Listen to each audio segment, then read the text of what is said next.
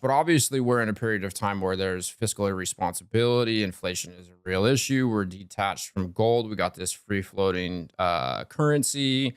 We have this Keynesian economic model with a debt based inflationary monetary system. It seems that we have a runaway train. The rate of inflation looks like it's going to have to increase potentially exponentially. Mhm. What are your thoughts with, all of your understanding of like what do you think is about to happen? Because there's at times I wonder if there's ways that the government can continue to manipulate things, put in capital controls. Trump is talking about now. I forget the specifics, but he wants to give $1,000 to people born after a certain period of time, so they got a little stock portfolio. So there seems to be some efforts by the political regime to help hedge people against this existential crisis.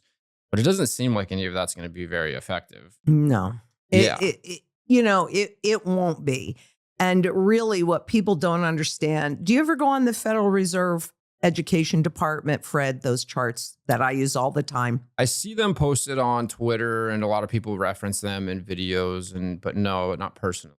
I'm telling you, go on there because I think you get a certain level of honesty there that you don't get if you don't look. And my very, very favorite chart, and I like my charts and graphs, but if they said you could only work with one, the one that I would work with is the purchasing power of the consumer dollar. So when you ask me, what's likely to happen, when you look on that graph, Which is not CPI. no. Okay. But it's kind of reflective of that, right? Okay. It really is. And people don't make those connections either. But the CPI being inflation, and that is the loss of purchasing power. But extremely manipulated. All of it is. However, if you look on that graph, what you're going to see is on the left-hand axis, it's 1,000. So you move the decimal points 3 places, and that gives you your $1. And you'll see that that's where the purchasing power started. And officially, we have 3 cents left. But that whole chart really tells the entire story of the birth of the Federal Reserve, because all the documentation, and if you want any of these images or links, you let me know and we will get them to you because I am a database decision maker. But when they instituted the Federal Reserve and legalized them, a 20th of an ounce of gold, which is teeny, teeny, tiny, used to back $1.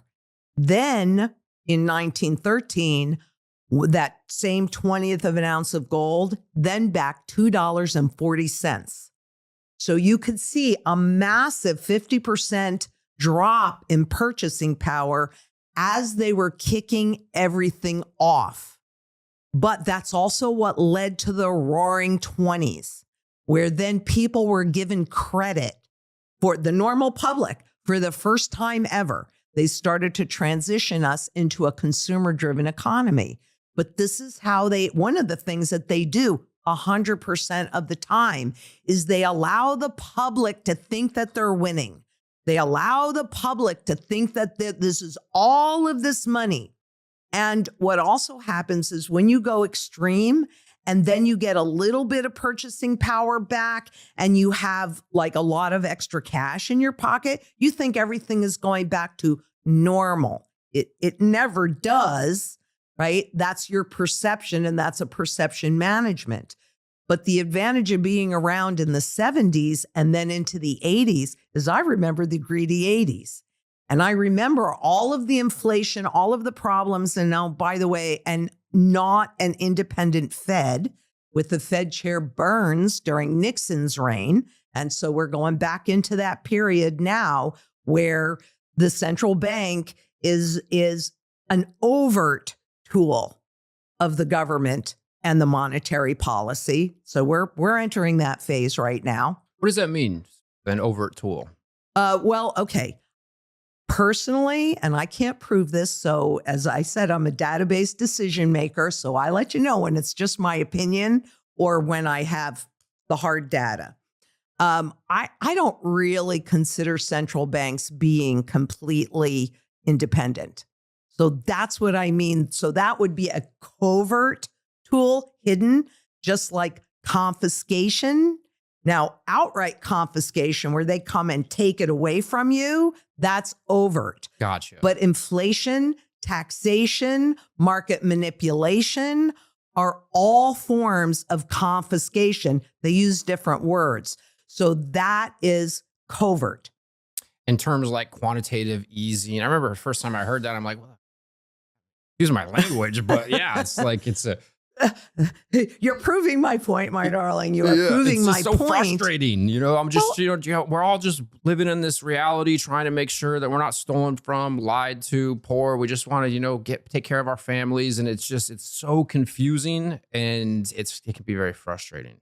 But you do know their words, not mine. If we make this really complicated, nobody will question us, because people, when it comes to money, how comfortable is it to talk about money?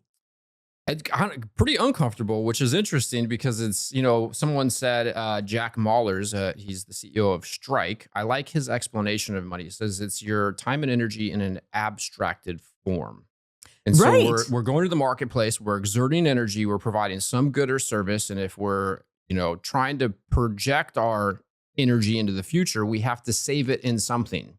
And in this modern era with this economic paradigm that we're grappling with, most people, even though they don't know it, they're becoming their own independent mini hedge fund managers or interest rate arbitrage specialists. Totally. Like, hey, I got a 3% mortgage, but I'm not going to pay that off faster, and I'm going to buy some S&P.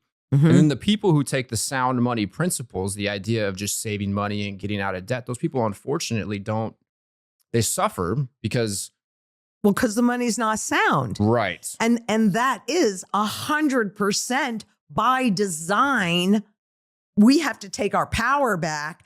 But yeah, when they were creating the system, they actually said that if people are forced to work harder to maintain a certain standard of living, they will have less time to pay attention to what we are doing.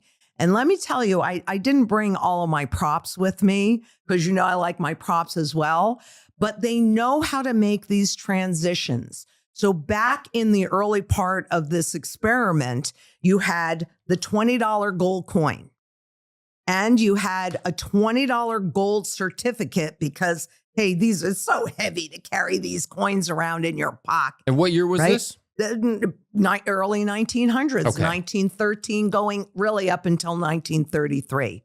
So you had first you had the gold coin, then you had the gold certificate, which is a bill, looks like a $20 bill, except it's got a little gold thing and it says gold is held in the depository. So that means that you could walk in with one and walk out with the other.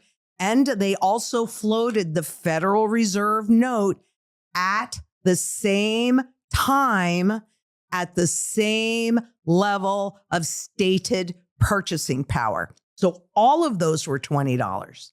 And people had 20 years between 1913 and 1933 to get used to that $20 bill.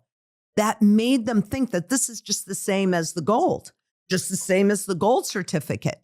So when they took the gold out of the system, away from the public, not to the foreign countries, but to the public, people didn't think that anything had changed, when in reality, everything had changed.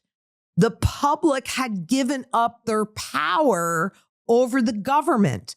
Because if you did not, prior to that, if you didn't like what the central bank or the government was doing, you would simply walk in with a gold certificate and walk out with a $20 gold piece, an ounce of gold. And what gold does is it forces fiscal responsibility. So that's when the public really had their power, because if you didn't like it, you'd take the gold out of the system, and that would create restrictions around what the government could do. So they had to get the gold away from the public. But if they had just gone in and done that overnight, then you'd know about it. And you'd go, no, that's not going to happen. They like time and distance between their choices, between government choices and central bank choices, and when it's introduced to the public. Now, I brought you the quarter card. Yes. Right? So I'm going to fast forward to 1965, which is when President Johnson took the silver out of the system. I don't know anything about this. This is fascinating. Exactly. I lift weights, and my trainer is an attorney turned gym owner. So he's a pretty bright guy, and I've been going to him for years and years. We've had lots of interesting conversations. He's definitely knows a lot about history. And one day we started talking about silver, and he said this, and he's in his 40s. I think he's 42 or 43, something like that. And I said something about silver being in the monetary system, and he goes, "It was? I didn't know that." That was eye-opening to me, because here's somebody that I've had God knows how many conversations with that I do think of as a very bright person, and he did not know that. And that's where the quarter card came from.